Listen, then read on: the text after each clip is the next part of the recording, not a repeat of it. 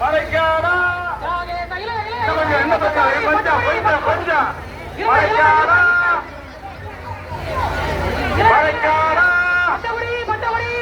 பச்சைப்படி கொஞ்சம் கொஞ்சம் இன்னும் கொஞ்சம் மறைக்காடா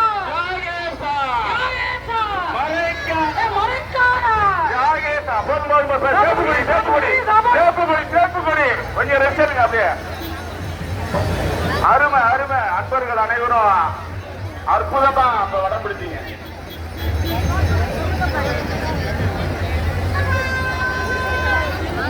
இப்ப வடம் பிடிக்கிறவங்களுக்கு சாத சாத்தி எல்லாம் கொடுக்குறவங்க கொடுங்க, தண்ணி கொடுங்க, மோர் கொடுங்க.